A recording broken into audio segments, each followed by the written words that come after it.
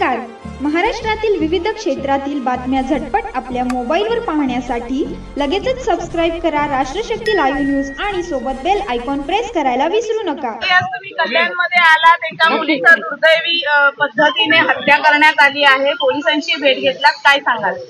ते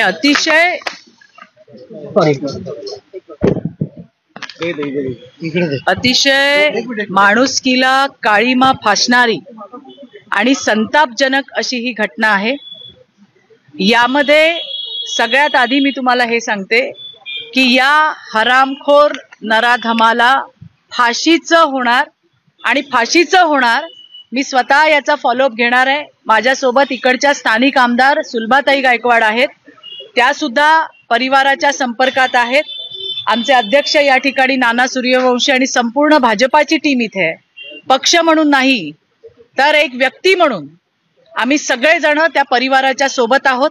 आम्ही सगळेजण मिळून स्वतः त्याचा फॉलोअप घेणार आहोत आणि त्यासाठी या ठिकाणी आज मी कल्याणला आली आहे. त्या परिवाराची आम्ही भेट घेतली. गेल्या 4 दिवसांपासून मला वाटतं बरेच याच्यामध्ये आमच्या स्थानिक आमदार आणि सगळी टीम ही त्यांच्या संपर्कात होती. पोलिसांकडनं सुद्धा माहिती घेतली आहे. अशा नराधमांना शक्य असतं तर चौरंगा केला असता, पण चौरंगा करणं शक्य नाही. त्याच्यामुळे संविधानाच्या माध्यमातून असल्या हरामखोरांचा करेक्ट कार्यक्रम त्या ठिकाणी आम्ही करणार आहोत. हे मला तुम्हाला या ठिकाणी सांगायचंय. राज्याचे मुख्यमंत्री, आमच्या सगळ्यांचे लाडके भाऊ, देवाभाऊ हे या राज्यातील प्रत्येक बहिणीसाठी आणि तिच्या मुलीच्या संरक्षणासाठी रात्रंदिवस मेहनत करतायत. ते सुद्धा या घटनेवरती लक्ष ठेवून आहेत. संबंधित पोलिसांना त्यांनी सूचना दिलेल्या आहेत आणि म्हणून मला पूर्ण विश्वास आहे की असल्या नराधमांच्या फक्त मुसक्या आवळल्या जाणार नाही, तर असल्या हरामखोरांना फाशीचं होणार. हे तुम्हाला मला या ठिकाणी सांगायचंय. असे विकृत लांडगे समाजामध्ये फिरताना आपल्याला दिसत आहेत. त्यांना ठेचून काढायची जबाबदारी ही आमच्या सगळ्यांची आहे. आम्ही संपूर्णपणे परिवाराच्या सोबत आहोत. सरकार परिवाराच्या सोबत आहे, पोलीस परिवाराच्या सोबत आहेत. असल्या घटनांची पुनरावृत्ती होऊ नये त्यामुळे आम्ही सगळेजण काम करतच आहोत. मला तिथे भेटलेल्या महिलांनाही मी सांगितलंय की तुम्हाला काही संशयास्पद त्या ठिकाणी आठवलं, दिसलं, कोणी नवीन आलेलं दिसलं, काही वेगळ्या नजरेची लोक दिसली, तात्काळ 112 वर फोन करून पोलिसांना इन्फॉर्म करा. शेवटी आपल्यालाही त्यांना मदत करायची आहे. त्यांच्या माध्यमातून ही गुन्हेगारी आपल्याला मोडीत काढायची आहे. या सगळ्या लांडग्यांना ठेचून काढायचं काम हे येणाऱ्या दिवसामध्ये निश्चित होईल. मुलगी गेली त्याचं अतीव आम्हाला असं दुःख आहे की आम्ही त्या मुलीला वाचवू शकलो नाही.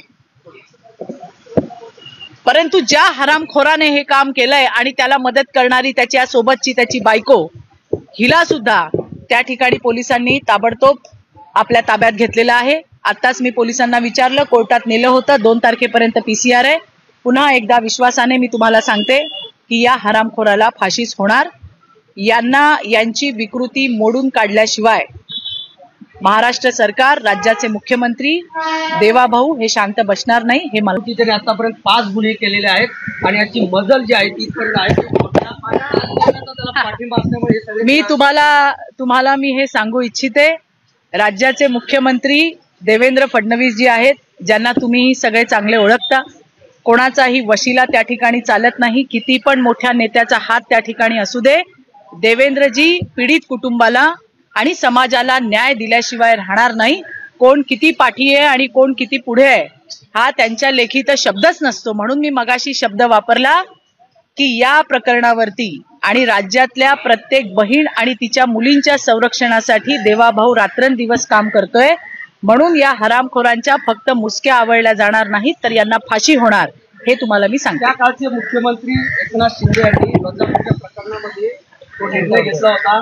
अक्षय शिंदेला अक्षरशः गोळ्या घातण्यात आलेल्या आहेत. आता फडणवीस साहेब मुख्यमंत्री आहेत, यांच्या काळामध्ये ह्या नराधमाला गोळ्या घातण्यात जातील का?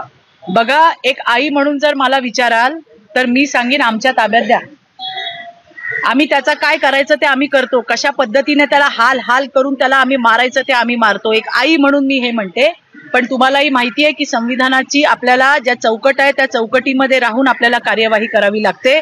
बदलापूरच्या केसमध्ये त्या आरोपीने पोलिसांवरती हल्ला केला होता आणि म्हणून पोलिसांनी स्वतःच्या संरक्षणासाठी त्याला गोळ्या घातल्या होत्या. याच्यामध्ये मी तुम्हाला एवढंच सांगते, संविधानाच्या चौकटीमध्ये राहून जी कठोरात कठोर शिक्षा आणि ती म्हणजे फाशी, त्याने एका मुलीचा बळी घेतलाय, एका जीवाला संपवलंय, एक घर उद्ध्वस्त केलंय. अशाला उद्ध्वस्त केल्याची शिक्षा ही त्या ठिकाणी मिळणार आणि ती शिक्षा म्हणजे फाशी आहे. चांगल्यात चांगले सरकारी वकील आम्ही त्या ठिकाणी देणार आहोत. आत्ताच नाना मला म्हणले की कल्याण मधल्या सगळ्या कोर्टचे सगळे जे वकील आहेत त्यांची सुद्धा ते बैठक घेणार आहेत, ते त्यांना जाऊन भेटणार आहेत आणि अशा पद्धतीने आपण मुलगी आणि तिच्या परिवाराला न्याय देण्याचा प्रयत्न करणार.